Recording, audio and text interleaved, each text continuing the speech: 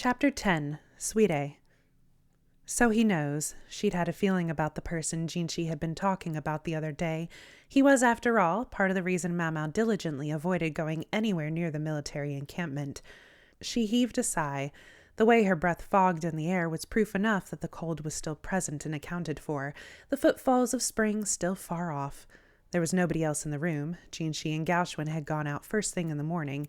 In the 2 months Mama had been serving him, she'd begun to get to know Jinchi's routine.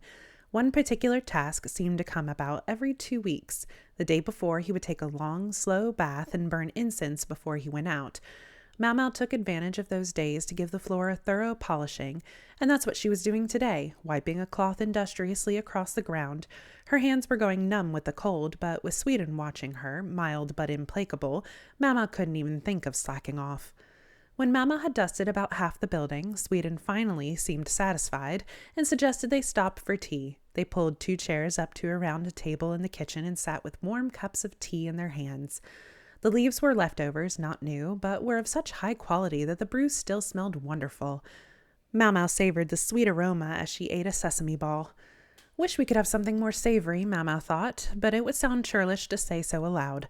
She suspected Sweden had prepared the snack, assuming that a young woman would enjoy a sweet treat. So Mau felt compelled to look appreciative, but then she noticed that Sweden herself was munching away noisily on some grilled rice crackers.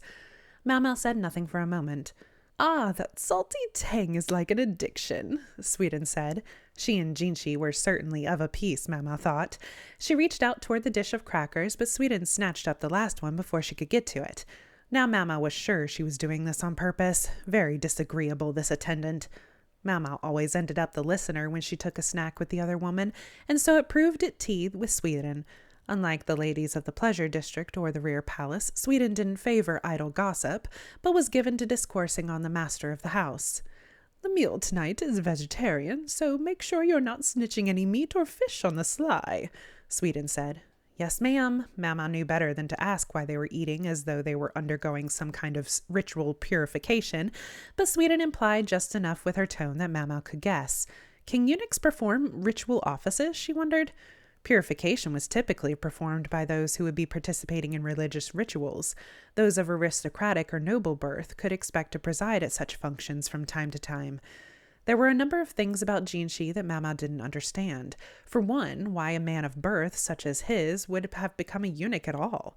Then again, when she considered the time of his life at which it had happened, it made a certain kind of sense. The former Empress Dowager, who had been viewed as all but an empress in her own right in her time, was a woman of considerable abilities. It was said to be her influence, and no thanks to her incompetent son, that had prevented the country from falling into chaos during the former emperor's reign.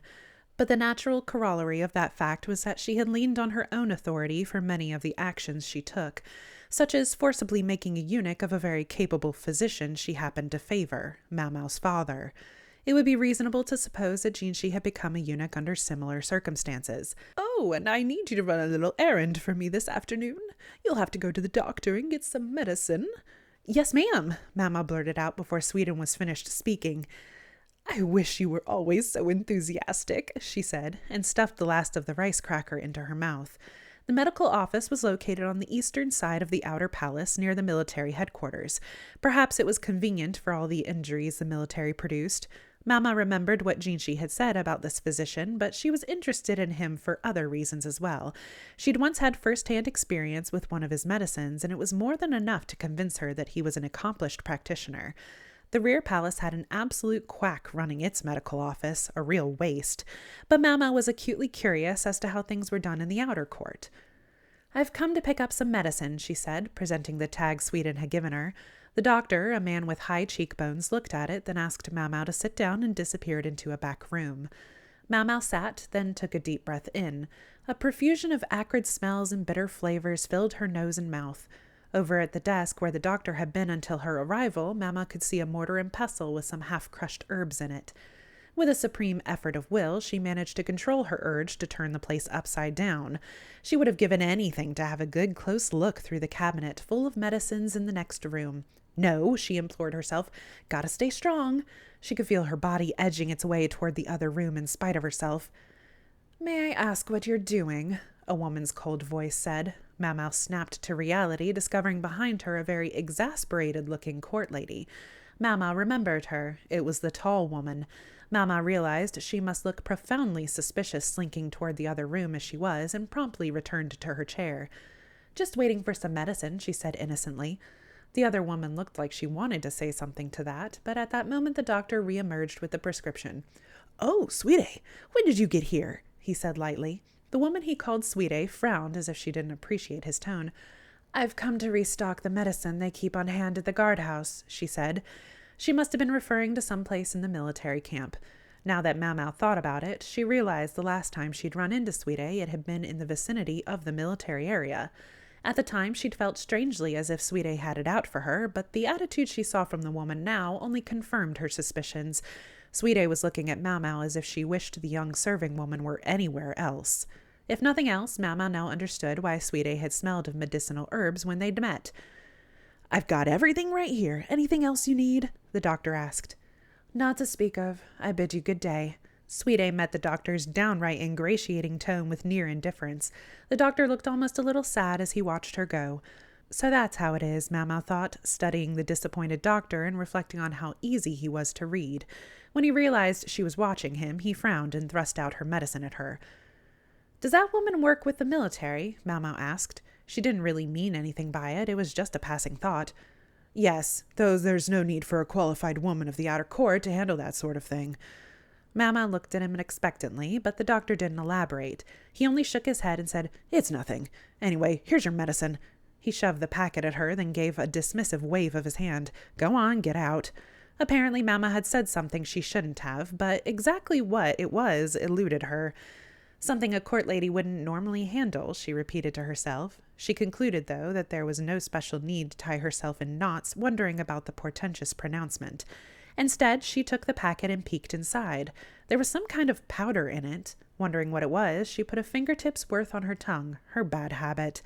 "Is this potato dust?" She left the doctor's office perplexed. "Do you need anything from the doctor's office today?" Mau Mau asked with a glance at Sweden, but the lady-in-waiting was not to be outfoxed. "I won't have you slacking off," she said firmly. "I don't think of it as slacking," Mau Mau mentally replied. She was just so eager for even a sniff of that rich aroma of medicine. "On that note," Sweden said, drying her hands, "I gather you've quietly been using our storage room to keep some unusual herbs. I do not want that to continue." She never did forget to twist the knife. Mau Mau's face twisted into a scowl as she squeezed a rag and wiped the floor. Sweden was a far more fearsome force than the head lady-in-waiting of the Jade Pavilion. Maybe age really did bring wiles. "If you feel you haven't enough space in your room, maybe you could speak to the Master Jinshi. We have more than enough rooms here. If you only ask, you might be surprised how accommodating he may turn out to be." Sweden sounded unusually cheerful. Mau Mau wondered if that was true. After all, Jinshi had turned her request for a stable down flat. "No, ma'am," she said now. "I could never turn a noble's residence into medicinal storage." Sweden put a surprised hand to her mouth as she took a seat in a chair. "You don't look like the kind who would care, Xiao Mao, but you always turn out to be so circumspect." "I am only a low-born young woman. No one is more surprised than I am to find me here." "I can understand that, but—" Sweden got a distant look in her eyes. She was gazing out the window. Brief flurries of snow occasionally drifted down. "I urge you not to imagine that those who are high-born are fundamentally different creatures from you. None of us, however princely or however poor, know what will happen in our lives. That by itself unites us across every divide." "You think so, ma'am?" "I very much do," Sweden said with a smile, standing up from her chair. Then she came over, hauling a large basket stuffed to the brim with trash. "And now it's time to work, Xiao Mao. Do you think you could go throw this away for me?" Sweden wore a placid smile on her face, but the basket came up almost to Mau Mau's chest and looked very heavy. Not just any random maid or manservant could be trusted to dispose of the trash in Jinshi's building. There were any number of people out there who would be all too eager to rifle through it to find anything that might afford a strategic advantage. "The way to the trash pig goes to the doctor's office," Sweden said. "If all you do is go past it, I certainly don't mind." That's not a favor, that's torture, Mau Mau thought with a frown, but nonetheless she hefted the basket onto her back, wobbling under the weight. Mau studied the stark indentations the straps of the basket had left on her shoulders, wondering just how much had been in there. Well, at least no one would be able to root through this particular noble's garbage now. It had all turned to ash. As for Mau, all she could do was sigh at this important personage's ignorance of how much trouble he caused for those around him. She was just about to go back when something caught her eye. Is that what I think it is? Not far from the trash pit was some kind of building. From the neighing of horses, she suspected it was a stable. Grass, natural and untended, grew nearby, except clearly not everything there was forage. Mau gave a furtive glance in one direction, then the other, then dashed over and fell upon her target. To the untrained eye, it looked like simple, withered grass. It smelled like a plant wasted by winter. Pull it out of the ground, and it showed long roots, along with a small but unmistakable tuber-like growth. It was a wild plant frequently used to flavor medicine. In and of itself, it wasn't that unusual. What was unusual was to find it growing seemingly at random among a patch of other grasses. Lots of fertilizer out here beyond the stables, maybe, Mama thought, but it just didn't seem like the sort of thing that would normally grow in a place like this. Mama looked around again. There was a modest hill nearby on which was growing a profusion of herbs that looked distinctly medicinal. She put down her basket and ran for the mound. She found a field of soft, rich soil brimming with flowers and odd-smelling herbs. These were no ordinary kitchen produce. They were still a bit colorless on account of the season, but it was more than enough to make Mau's eyes shine. Elated, she started to inspect each plant, trying to determine what it was, when the sound of footsteps muffled by the soft earth approached her. "And what are you doing?" asked a most irritated voice. Mau, still crouching on the ground, looked back to discover the tall woman standing behind her. In one hand she held a small basket, in the other a sickle. Sweetie, that is what the doctor had called her. Shit. Mama knew she had to look suspicious here. She decided to try to explain herself, keenly aware that the sickle could come down on her at any moment. "Please, ma'am, there's no cause for alarm. I haven't picked anything yet." "Meaning you're about to. May I take it?" Sweetie remained impressively calm. The sickle wasn't swung at Mau, but instead was set gently on the ground along with the basket. "Any farmer would want to inspect such a fine field," Mau said. "And what palace is peopled with farmers?" She had Mau there, but Mau had thought it was a clever line. Where there were fields, there had to be farmers, right? Unfortunately, Sweetie didn't find this logic as coherent or compelling as Mau did. Instead, the woman sighed. "I'm not here to hang you by your thumbs or something. This garden isn't technically allowed anyway. A word of warning, though. The doctor shows up here periodically, so I wouldn't recommend making too many visits." She started pulling weeds as she spoke. "So he let you be in charge of this place?" "Sort of. He lets me plant what I like anyway." To Mama's ears, Sweetie sounded notably disinterested. Mama didn't exactly overflow with enthusiasm herself. It looked like she'd found a kindred spirit. Sweetie, though, seemed to have enough social sense to join the other court ladies when they picked on Mau. "And what do you like to plant?" Sweetie looked at Mau without saying anything, but only for a second. Then she returned her gaze to the ground. "A medicine to revive the dead." That was enough to get Mau's heart pounding. She nearly grabbed Sweetie and demanded to know what she was talking about, but rationality got hold of her at the last moment. Sweetie eyed Mau and then said the cruelest thing imaginable. "I'm kidding." Mau didn't reply, but the devastation must have been clear on her face, for the other woman gave a humorless laugh. "Word has it you're an apothecary." Mau wondered where she'd heard that, but nodded. Sweetie was once again expressionless as she plucked dead leaves. She left any thick roots, trimming the leaves with the sickle. "I wonder just how good an apothecary," she said, and Mau, if she wasn't mistaken, heard a barb in Sweetie's voice. She looked at Sweetie and replied only, "Good question." Sweetie said and stood. "I plant morning glories here every year. It's not quite the season yet, though." Then she collected her herbs and went back down the hill. A medicine to revive the dead. If such a thing existed, Mama would do anything to get her hands on it. Humanity had sought a means of immortality virtually throughout its history. Could such a thing exist? Mama believed, in fact, that the possibility couldn't be ruled out, but she shook her head at the idea that it would just happen to be a drug that brought people back to life. She looked longingly at the field for a moment. The part of her that wanted to help herself to a little something, and the part that knew she shouldn't, arguing back and forth. In the end, the mental dispute only made her late getting back.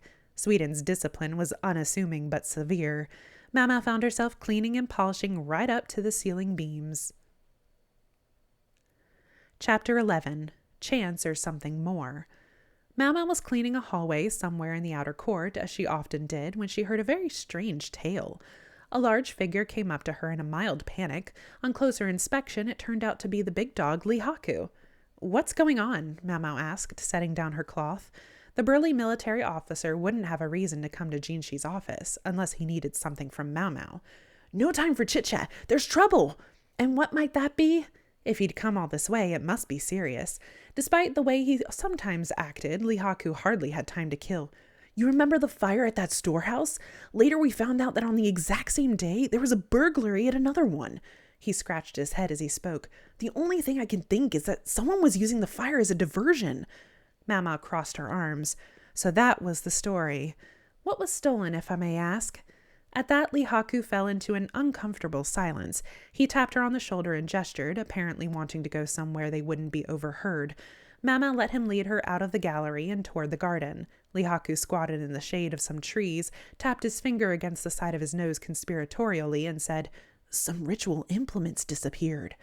Ritual implements? A very strange thing to steal, Mama thought. "Yeah, several seem to have vanished, but I'm afraid we don't know exactly what." Lihaku gave a helpless shake of his head. "You don't know what was in there? Was the keeper of the storehouse that careless?" "No, it's not like that. There's no one in charge of the place right now. An important official who'd been closely involved with it died last year, and that turned everything on its head." A matter of new superiors shuffling things around, perhaps. Perhaps you could ask whoever oversaw it before him, then. "There's a wrinkle in that, too. See, he's in no shape to come back to work. He came down with food poisoning not long ago, and, well, he's still unconscious." Lihaku heaved a sigh as if to emphasize what dire straits he was in. But the words food poisoning set Mamao's memory working. Hadn't there been a case of that just after the fire? In fact, almost simultaneously with it. "That wouldn't happen to be the clerk gourmand, would it?" she asked. Lihaku's eyes went wide. "How did you know about that?" "It's a long story. The fire, the theft, and the indisposition of the clerk, could they all be one giant coincidence? On some level, it was always possible, but it seemed deeply unlikely. Something else Lihaku had said got her attention, too. "You mentioned an important official who passed away last year. What kind of person was he?" Lihaku put a finger to his forehead and grunted. "I remember he was some old fart who always had a stick up his, always stood on principle. What was his name? Blast. It's on the tip of my tongue. I know he was real big into sweets."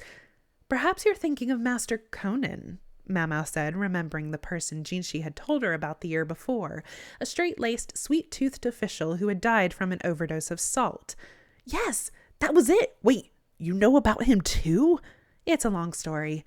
Lihaku's surprise was understandable. Mama was by no means enough of an optimist to assume all these coincidences could be, well, mere coincidence. Each looked like an accident in isolation, but there were no guarantees that what appeared to be an accident was in fact accidental, as the case of the blowfish had proven. Was it possible that all of these incidents were deliberate, aimed at some larger goal? Mama looked at Lihaku. "I'm sorry, Master Lihaku, but what does this have to do with me?" "Right, that's what I came here to talk to you about." He rifled through a bag and pulled out something that turned out to be the ivory pipe Mama had discovered in the burned storehouse. She delivered it to him not long ago after cleaning it up and rebuilding it. He'd said he would see that it made its way back to the storehouse watchman, but he still had it. "It's not my fault," Lihaku said now. "The watchman told me to keep it, said he didn't want it anymore." The guard had been dismissed after blame for the storehouse fire had fallen on him. Mama had taken the pipe to be a potentially expensive purchase, but evidently it had been a gift. Someone was very generous, she thought. "He said one of the ladies of the outer court gave it to him. Doesn't that strike you as strange? Why would one of them give something like this to a random watchman?" "It might make sense depending on the person." When courtesans received a gift from a particularly despised customer, they would promptly sell it for cash, or otherwise give it to someone else. But Mama could think of another possibility, too. Maybe she knew that he would want to put such a gift to use right away. Not everyone would have that impulse, but many would, and if that was the mystery woman's objective, she might have guessed the course of events. The fire would break out, people would come running, security would be lighter elsewhere, the perfect time for sneaking. Lihaku, anticipating what Mama was about to ask, said, "Unfortunately, he said he couldn't see the face of the woman who gave him the pipe. It was too dark." A woman walking around in the dark. That was strange, too. Even the palace wasn't a place where a woman should be walking alone at night. The storehouse watchman had found the woman doing just that, and had been so kind as to accompany her out for her safety. She thanked him by giving him the pipe. It had been cold, and the woman's face was hidden by a tall collar. He did say that she seemed unusually tall for a lady, though, and that she smelled faintly of medicine. Medicine? "Don't worry, I know it wasn't you. He said tall, but I just wondered. Sound like someone you know?" Although he might look like a lummox, Lihaku could be pretty sharp. Can't exactly claim I've got no idea, Mama thought. Maybe she should simply tell him exactly what she suspected. But then her father's mantra ran through her mind. Don't draw conclusions based on assumptions. Mama thought the matter over and decided on a compromise. "Has anything else unusual happened besides the accidents and incidents you mentioned?" "That sounds like a pretentious question and all, but I wouldn't even have connected this many dots without your hints," Lihaku said, crossing his arms. "Are you saying there's something else I should be investigating?" "Possibly, or possibly not." "Which is it?" Lihaku said, exasperated. Mama crouched down and grabbed a stick off the ground, with which she proceeded to draw a circle in the dirt. Two things often happen coincidentally. She drew another circle, partially overlapping the first. Three things may happen and still be chance. She added another circle. But don't you agree that at some point it stops being coincidence and becomes deliberate? She filled in the segment at the center of her three overlapping circles. Suppose this lady of the outer court, if that's what she is, stands at the nexus of these deliberate coincidences. "I get it!" Lihaku clapped his hands. As for Mamau, an image of Suide flashed through her mind, but she felt that it was neither here nor there. "You're smarter than you look," Lihaku said, clapping her on the shoulder with a huge grin. "But you're just as stupidly strong as you look, Master Lihaku, so please do be careful." Lihaku felt a bit of a chill as Mama glared at him.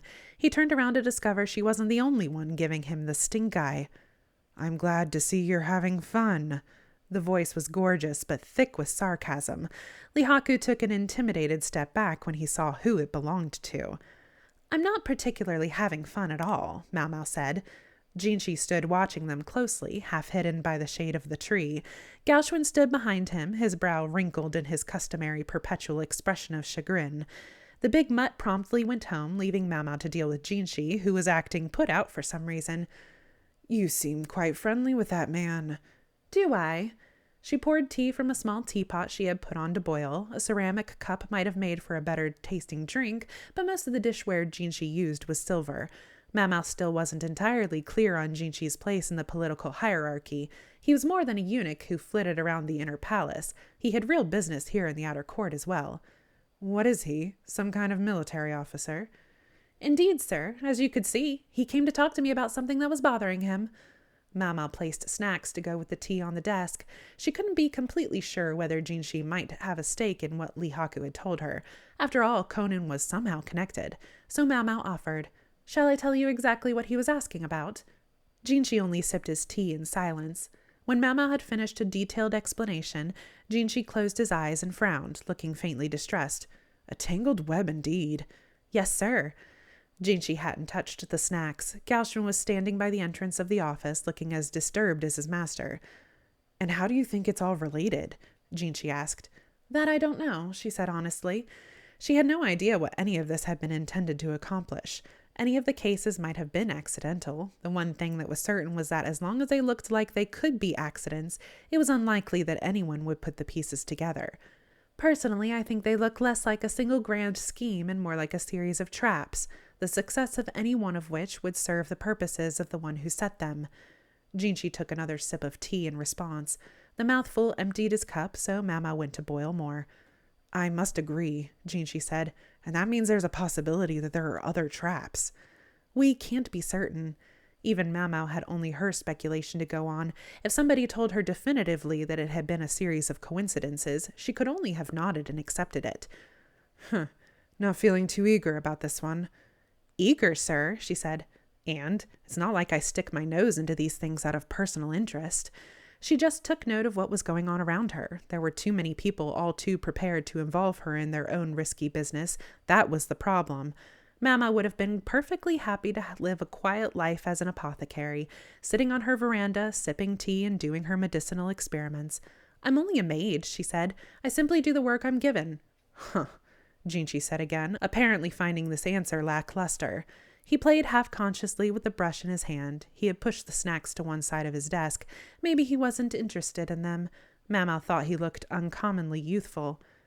How about this, then? He said. He called Gauchwin over with a grin and whispered in his ear. Whatever he said, Gauchwin was clearly not enthusiastic about it. Master Jinshi, he said. You heard me. Get everything ready, please. Gauchwin nodded without conviction, and meanwhile Jinshi dunked the brush he was playing with in some ink, then began writing on a piece of paper in fluid flowing motions. When I was making the rounds of the trading merchants the other day, I heard tell of a very interesting item. I believe this was the name. He pulled up the paper with a flourish and displayed it to Mau Mau. Her eyes immediately began to sparkle. Written on the paper were 2 characters, Nu Huang, Calculus Bovis, Ox Bizor. Would you like it? I would. Almost before she knew what she was doing, Mau Mau rushed up to and then onto Jinshi's desk. Calculus bovis was a medicine, a gallstone from a cow or ox. Supposedly, only 1 in 1,000 cattle produced one. It was considered among the rarest and most valuable medicinal supplements. A poor apothecary from the Pleasure District would be lucky ever to see one in her lifetime. It was a mouth-watering prospect. And this eunuch was saying, what? Would he actually give her one? Really and truly? Jinshi drew back slightly from Mau Mau, who had begun to lean closer and closer to him. She didn't realize what she was doing until Gauchwin tugged on her sleeve, bringing her back to reality. She slowly climbed down off the desk and straightened her skirt. There's that motivation. Can I really have it? Mau Mau gave Jinshi a cautious look, but he now appeared somewhat more adult than before. Mau Mau recognized this as the alluring gaze he frequently turned on maidservants in the rear palace. That depends on how hard you work. Let me start by giving you all the details. Jinshi began wadding up the paper and threw it into the trash basket, the familiar honeyed smile on his face. Mau Mau couldn't have cared less about the smile, but he was offering to reward her with something she desperately wanted if she did good work, and that was all she needed to know. Understood. You need only tell me what you wish, Master Jinshi. And then Mau Mau cleared away the teacup and the untouched snacks.